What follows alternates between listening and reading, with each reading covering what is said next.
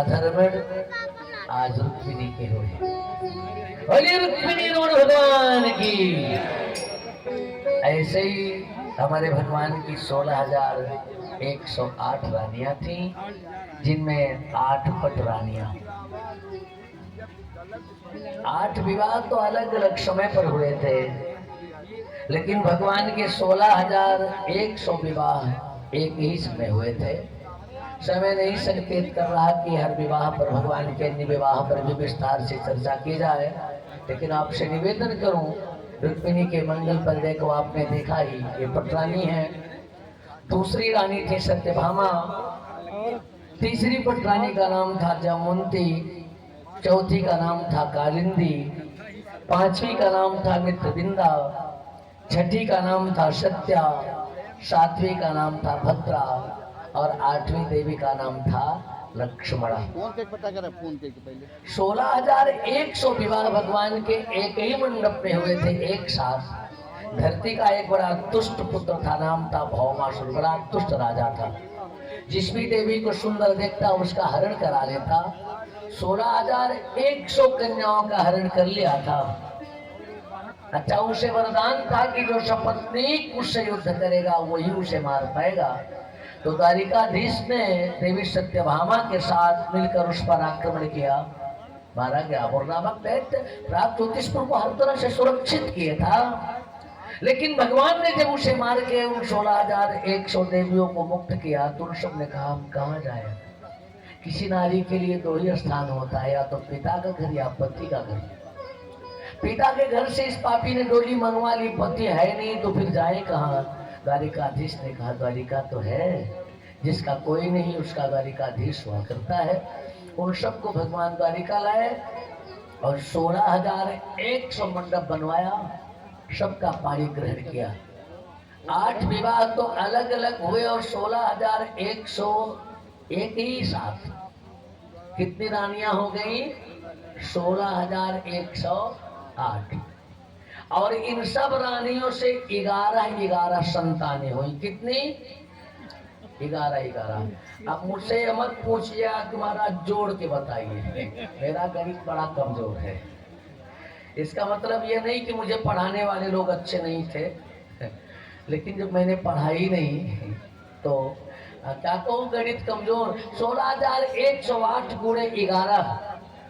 आपको बताऊं, सही संख्या तो नहीं बता सकता, लेकिन एक चीज तो बताता ही हूं। अगर आज के जमाने में इतना लंबा परिवार किसी का हो जाए और वह लोकसभा का चुनाव लड़ जाए, अपने घर के वोट से जीत जाएगा, सामने वाले की जमानत जब्त हो जाएगी। श्री वृंदावन बिहारी लाल की, कृष्ण कन्हैया लाल की। अच्छा, एक बात और बताऊं, जैसे माता पिता होते वैसे संतानों होती है। हाला देवी रुक्मिणी का विवाह हुआ तो एक सुंदर सा पुत्र प्रकट हुआ प्रद्युम्न के रूप में, और चूंकि परमात्मा का विधान ही था कि प्रद्युम्न के हाथ से ही शंबरासुर का वध होगा, और नारद बाबा ने जाकर उसे बता दिया कि तुम्हारा काल आ गया है द्वारिकाधीश के यहाँ। चुरा कर उसने समुद्र में फेंकवा दिया, मछली नहीं निकला, और इसी क्रम में उसी के यहाँ पहुंचे प्रद्युम्न और उसका उद्धार किया और फिर आए। लेकिन एक बात बताऊं, जैसे माता पिता होते संतान भी वैसी ही होती है। भगवान के पुत्रों की यह दशा रही, भगवान की ये दशा रही, तो भगवान के पौत्र भी ऐसे हुए। गुरु जी, एक बाणासुर नाम का एक दैत्य था, भगवान शंकर का बहुत बड़ा भक्त। भगवान सर्वभूतेश शरण जो भक्त वत्सल वरे रक्षन् दयामास शतम भव्ये पुरा। भगवान शंकर की अभ्यर्थना उसने किया। जब भोलेनाथ ने कहा वरदान मांगो, तो कहा आप मेरे नगर की रक्षा करो। भगवान ने वचन दे दिया। उसकी एक पुत्री थी, उसका नाम था उषा। एक दिन उसकी सखी ने चित्र बनाया अनिरुद्ध का, और उषा ने देखा, पूर्वा राग हुआ, अपनी सखी को प्रेरित करके हरण करा लिया। जब भगवान को यह पता चला तो नारायणी सेना के साथ आक्रमण कर दिए और यहाँ भगवान भोलेनाथ अपने पूरे परिवार के साथ उनकी रक्षा सुरक्षा में वहां तत्पर थे। बड़ा घोर युद्ध हुआ और बाणासुर पराजित हुआ। अंत में अपनी कन्या और प्रद्युम्न को अनिरुद्ध को ला करके भगवान के सामने कर दिया। आपसे निवेदन करूं, जैसे माता पिता जैसे बड़े लोग करते हैं, बच्चे लोग भी वैसे ही देखते हैं। प्रभु के परिवार में भी, परिकर में भी ये सब रहा। अच्छा, वर्णन आता है कि भगवान के एक सखा थे, एक मित्र थे, सुदामा। भागवत में नाम नहीं है। कृष्ण चाचित सखा कश्चित ब्राह्मणो ब्रह्मवित्तम विरक्तेन्द्रियार्थेषु प्रशांतात्मा जितेन्द्रिय। श्रीमद् भागवत महापुराण संहिता में उनका नाम नहीं है। सखा का करके संबोधित किया गया। कृष्ण चासीत सखा कश्चित ब्राह्मणो ब्रह्मवित्तम विरक्तेन्द्रियार्थेषु प्रशांतात्मा जितेन्द्रिय। एक बात बताऊं, पहले ही मंत्र में सुदामा का वर्णन करते समय पुराणकार ने विशेषणों की झड़ी लगा दिया है। अगर आप लोग हल्ला करेंगे तब तो मैं कथा नहीं सुना पाऊंगा। कथा उपसंहार की तरफ 10 मिनट और शांत रहे आप लोग, उसके बाद उपसंहार हो जाएगा। फिर तो साथ देने की कोशिश करूंगा।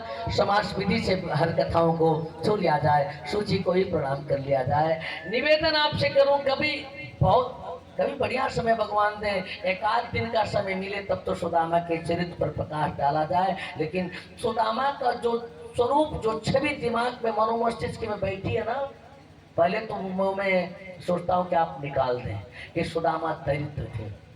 अच्छा, दरिद्र किसे कहते हैं? जिसके पास पैसा नहीं होता?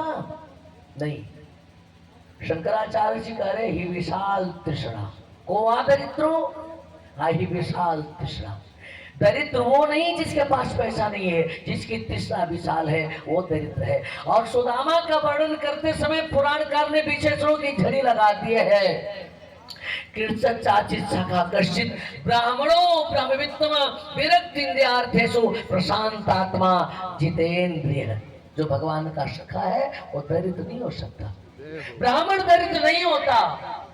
सुदामा इंद्रियों के अर्थ से विरक्त है, प्रशांत आत्मा है, जितेंद्रिय है। अरे आप इतना ही जान ले पर्याप्त है।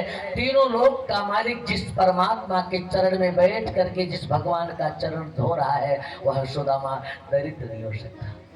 देवीं परचर साक्षात चावर भजने वही। तीनों लोक की लक्ष्मी रुक्मिणी जिस सुदामा को चवर डुला रही है, ऐसे सुदामा दरिद्र नहीं है। हाँ, लीला के क्रम में उन्होंने बताया, दुनिया के लोगों को दिखाया कि ब्राह्मण को कैसा होना चाहिए। आपसे निवेदन करूं, परमात्मा का बड़ा लंबा परिवार, भगवान ने गजब की लीला किया। इस वसुंधरा पर आकर के विवाह और सुदामा आदि की स्थिति तो आपने देखी ही। नारद जी भगवान की दिनचर्या देखने आए। एक बार कितना लंबा परिवार है, कैसे चल रहा है, देख करके नारद बाबा आश्चर्यचकित हो गए। किसी के यहाँ बैठे भोजन कर रहे हैं, किसी के यहाँ बच्चों के साथ खेल रहे हैं, कहीं श्रृंगार कर रहे हैं, कहीं झूले पर झूल रहे हैं। और क्रम आता है, पांडवों के राजसूय यज्ञ के क्रम में उन्होंने जरासंध का उद्धार कराया भीम से। तो जरासंध का मुकुट ला करके पांडवों के युधिष्ठिर महाराज के चरणों में रख दिया। अग्र पूजा के क्रम में शिशुपाल का नाम आया। बोले वृंदावन बिहारी लाल की। अग्र पूजा के क्रम में जब द्वारिकाधीश का नाम आया तो लगा शिशुपाल गाली देने की, ये चोर है, ये माखन की चोरी कर रहा है, झूठा है, ये बेईमान है, तरह तरह का छल करने वाला है। भगवान गिनते जा रहे, क्योंकि बचपन में ही वो आपको वचन दिया था कि इसके 100 गलतियां तक माफ करूंगा। और जैसे ही 99 हुई, अंगुली में आ गया सुदर्शन, 100 हुई, आप बस करो शिशुपाल, जैसे 101 का तुम चोर हो। तुरंत सुदर्शन अंगुली से निकला और शिशुपाल का सिर धड़ से अलग हो गया। शिशुपाल के शरीर से एक प्रकाश निकला जो परमात्मा में विलीन हो गया।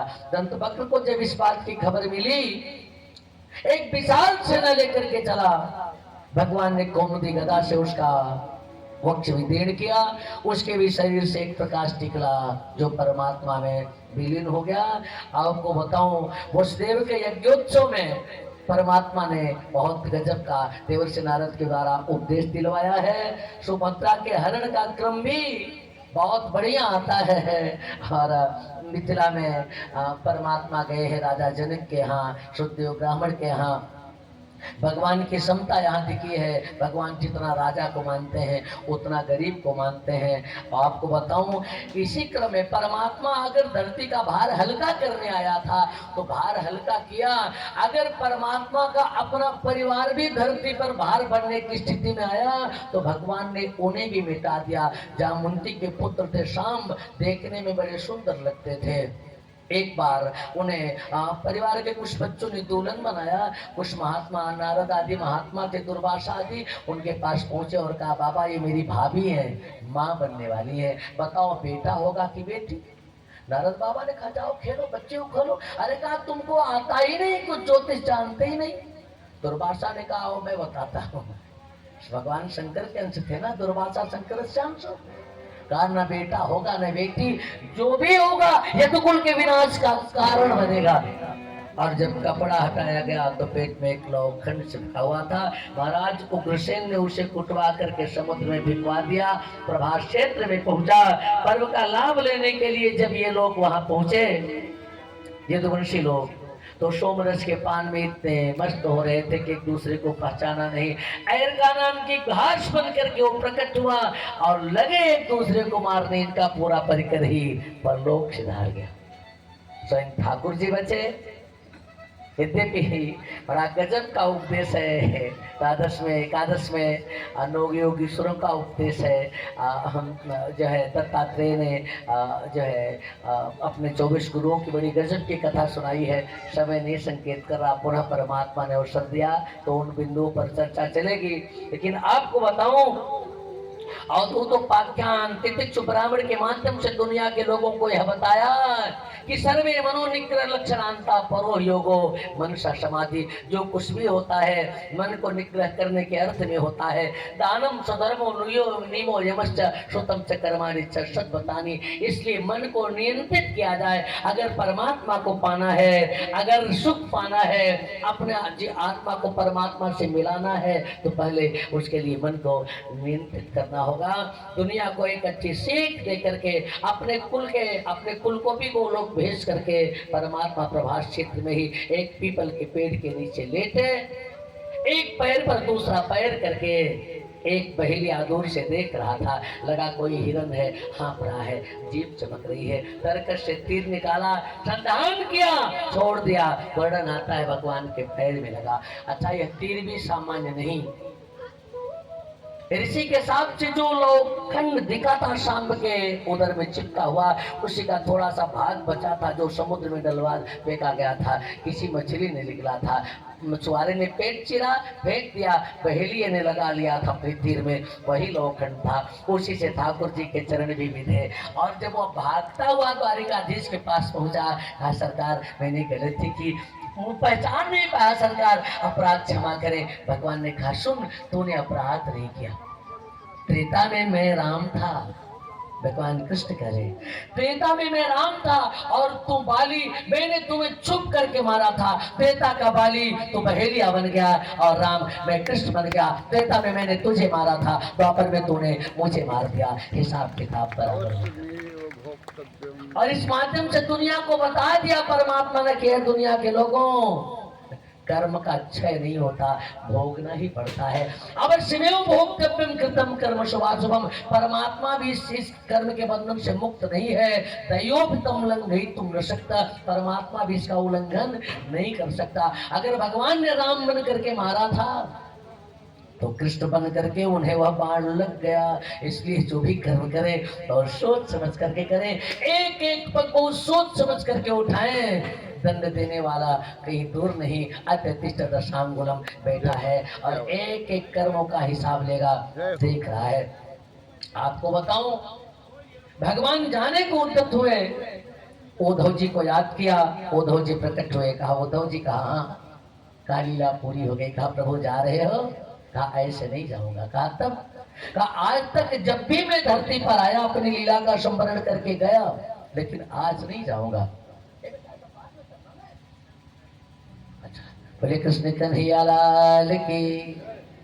गोविंद बोलो हरि गोपाल बोलो, गोविंद बोलो हरि गोपाल बोलो, गोविंद बोलो हरि गोपाल बोलो, गोविंद बोलो हरि गोपाल बोलो, गोविंद बोलो हरि गोपाल बोलो, गोविंद बोलो हरि गोपाल बोलो, राधा रमण हरि गोविंद बोलो, राधा रमण हरि गोविंद बोलो, राधा रमण हरि गोविंद। ठाकुर जी ने वो दो जी से कहा, वो दो जी कहा हाँ अब द्वापर में मैं आया हूं तो धरती से नहीं जाऊंगा। कहा कहाँ रहोगे प्रभु? कहा देख लो, वर्णन आता है भगवान प्रकाश के रूप में बदले। स्वकीयम यद भवे तेजस, चूंकि ब्रह्म तेजस स्वरूप है ना, वेद भगवान का तेजो से तेजोमय थे। तो स्वकीयम यद भवे तेजस तच्च भागवते दधात, तिर्योधाय प्रविष्टोयम श्रीमद् भागवतारवम। भगवान प्रकाश के रूप में बदले और इसी भागवत में समा गए। बोलिए भागवत भगवान की। माने भागवत छोड़कर भगवान कहीं गए नहीं, इसी भागवत में। ये खाली पोथी नहीं है, कृष्ण तो स्वयं है, स्वयं भगवान कृष्ण है।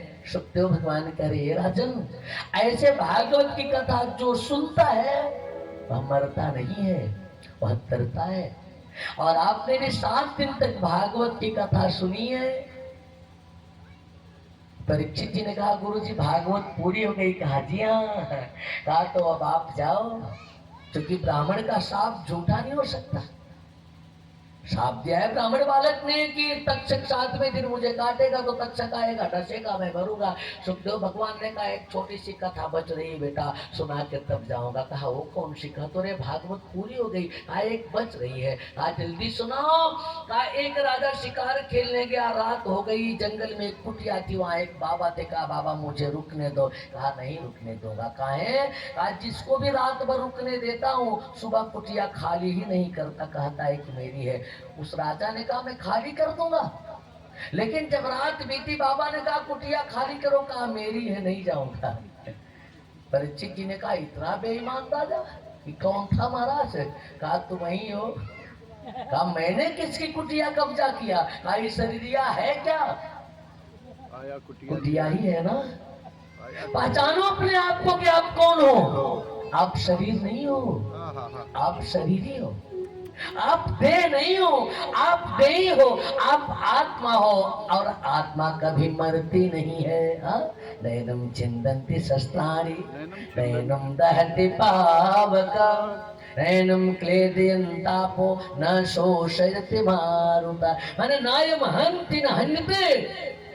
अपने स्वरूप से परिचित होना। आप शरीर नहीं हो, आप आत्मा हो। अंतःकरण को झकझोर दिया, जगा दिया। योग की साधना की सारे सोपानों से परिचित कराया ही था। सुखदेव भगवान गए और इधर परीक्षित पद्मासन लगा करके बैठे। तक्षक कश्यप नामक ब्राह्मण के रूप में चला, पद्मासन लगाए बैठे। परीक्षित ने अपने श्वासों को नियंत्रित किया, रेचक पूरक कुंभक के द्वारा श्वासों को नियंत्रित किया। अधोमुखी कुंडली ऊर्ध्वमुखी हुई, खटचक्रों को भेदते हुए धीरे धीरे आगे बढ़ी। मूलाधार से स्वादिष्ठान, स्वादिष्ठान से मणिपुर, मणिपुर से अनाहत, अनाहत से विशुद्धि, विशुद्धि से आज्ञा पर पहुंची, सहस्रार चक्र पर पहुंची। सहस्रदल कमल फटा, आत्मा निकली और तक्षक ने दर्श दिया। लेकिन तक्षक के दर्शने से पहले परीक्षित अपनी प्राणवायु निकाल चुके थे। बभू भस्मसात सत्य देहे अहि करलाग्नि अग्निना, सांप के विष की आग में बभो भस्मसात सत्य है। अति शीघ्र परीक्षित का मृत शरीर जल करके राख हो गया। लेकिन सांप के डसने से पहले भागवत भगवान की कृपा से राजर्षि परीक्षित ने अपनी प्राणवायु निकाल दिया था। अगर प्राण रहते तक्षक डसता तो आत्मा प्रेत योनि को प्राप्त हो जाती, लेकिन जो भागवत सुनता है उसकी मुक्ति हो जाती है, वह मरता नहीं है, तरता है। इसलिए परीक्षित भी तरे, वहां गए जहां से कोई लौट करके नहीं आता। यद गत्वा न निवर्तन्ते, स्थान कौन सा? भगवान कहते हैं कि तद्धाम परमम मम। क्योंकि जो भागवत सुनता है उसे गोलोक मिलता है, भगवान का धाम मिलता है। तो आप लोगों ने भी 7 दिन तक भागवत सुनी है, बड़े भाव से सुनी है।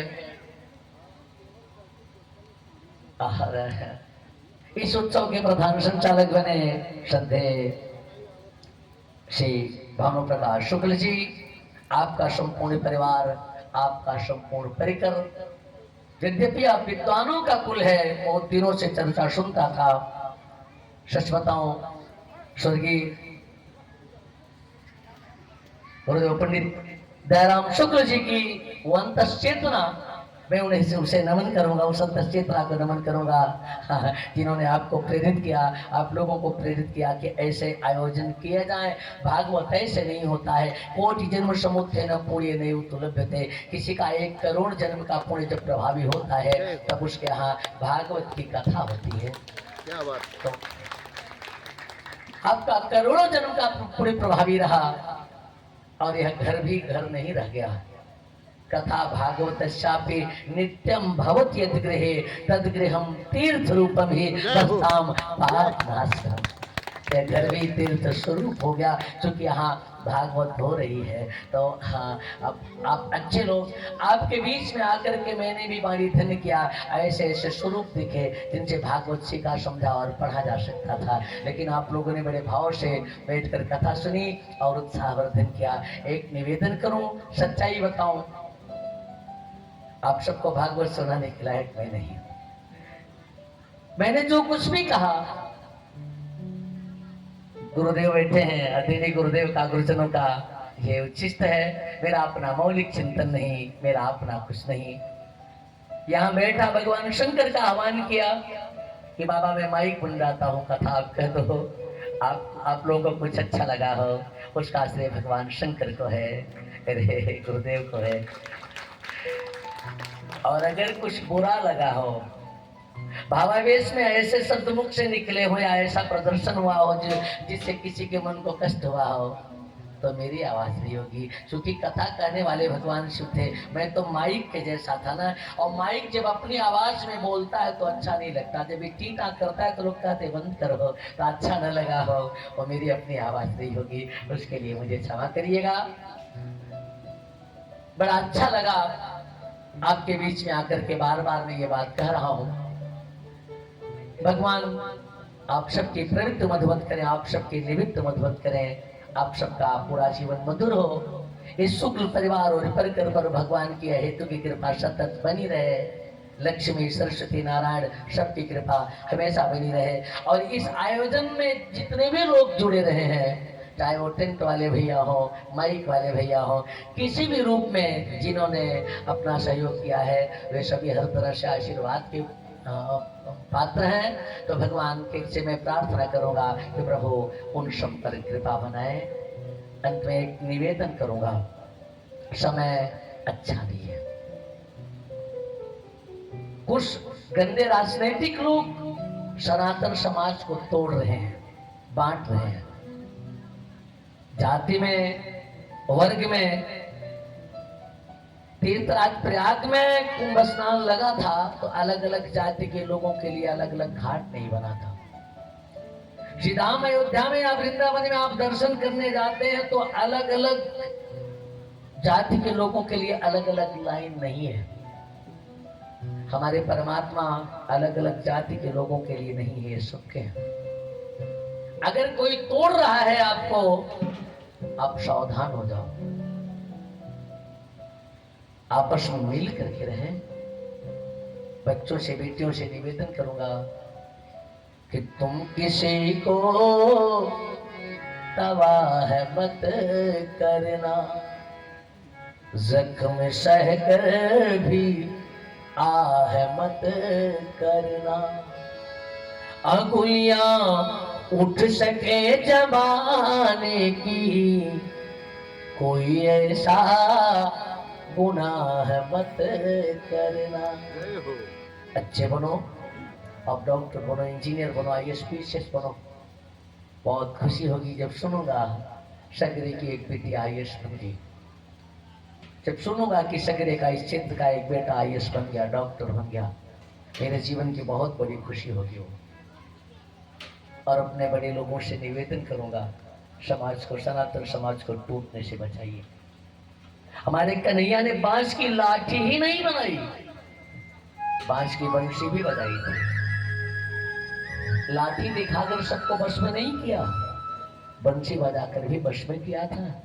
तो यही निवेदन करूंगा कि प्रेम सबसे निभाए प्रभु राम की तरह, प्रेम सबसे निभाए प्रभु राम की तरह। रहे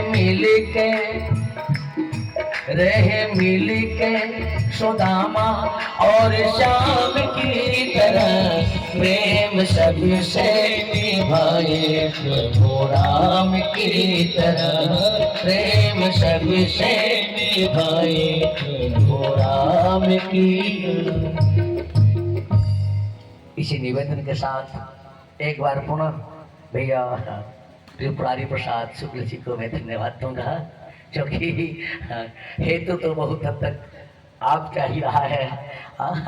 तो भगवान आपको लंबी उम्र दे, देर के जीवी बनाए कि इतने अच्छे लोगों से आपने मुझे मिलाया, इतने अच्छे लोगों के बीच में आकर के, इस पवित्र भूमि पर आकर के मुझे भी वाणी धन्य करने का सौभाग्य मिला, सुअवसर मिला। तो आज देवी से मैं प्रार्थना करूंगा कि भगवती आपकी वाणी को विभूषित करती रहे। इसी के साथ वाणी की पुष्पांजलि भगवान के श्री चरणों में शुक्ल परिवार ने बहुत सेवा किया है।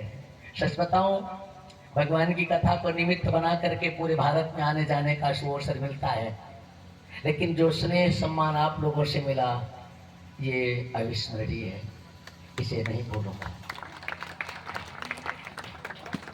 लेकिन आप लोगों से भी निवेदन है, मुझे भले भूल जाइएगा, लेकिन मेरे भगवान को मत भूलिएगा, कन्हैया को मत भूलिएगा, कन्हैया को हमेशा याद रखिएगा। दोबारा ग्राम संकीर्तन।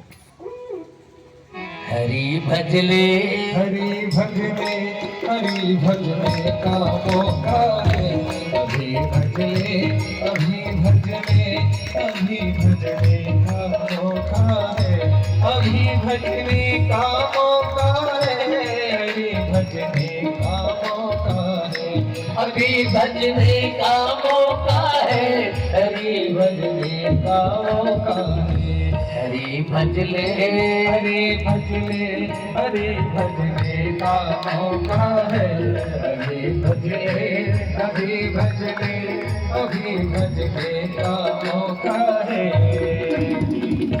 जगत में जब तू आया था, जगत हंसता तो रोया था, जगत में जब तू आया था, जगत हंसता तो रोया था, बना ले जीवनी ऐसी जगत रोए तो हंसता जा।